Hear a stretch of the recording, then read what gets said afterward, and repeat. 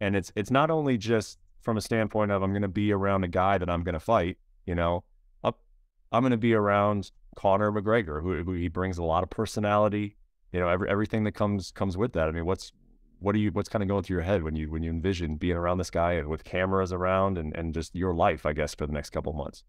It's yeah, I mean it's pretty wild when you take yourself out of it and look at it kind of as an outsider's perspective. But when I look at it from my perspective, what I've done since I was 14 years old when it comes to hand-to-hand combat and just constantly getting more used to and accustomed to more obligations, more pressure, more work, and bigger stages now, going to the UFC, brighter lights. I mean, this is what I've been envisioning this for years now. I have visualized being in the same rooms with and around these big opponents. Obviously, Conor is the biggest when it comes to notoriety, his overall stature, how he carries himself, how smart, witty, cunning he is.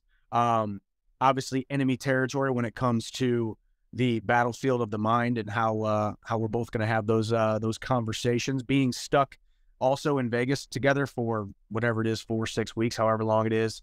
I'm looking forward to it because I've grown accustomed to trusting myself in high stakes situations. I've grown accustomed to trusting myself when it's time to perform, whether it's time to perform under the bright lights, whether it's time to perform on a movie set, a news set, or a reality TV set.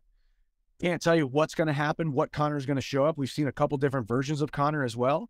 And I think Conor somewhat tailors he tailors himself, his personality, and his ability and willingness to engage in those verbal altercations based upon his opponent. So I could bring the worst out of him that we have ever seen, or I could bring the more buttoned up businessman Conor. We don't know. And I think one day you could get one, the next day you get the next. And I wouldn't be surprised if we did see that, because that would obviously throw off, he's probably thinking that would throw me off. So, man, I'm just excited about it. I fear no man. I don't fear Conor McGregor. I don't fear the verbal altercations. I don't fear the fact that he is so interesting to so many people, because he is interested and he does his homework. He knows a lot about me, not because of, or for any other reason, because he wants to use it against me. So, man, I'm just excited about it. And there's no doubt that there's going to be some tension.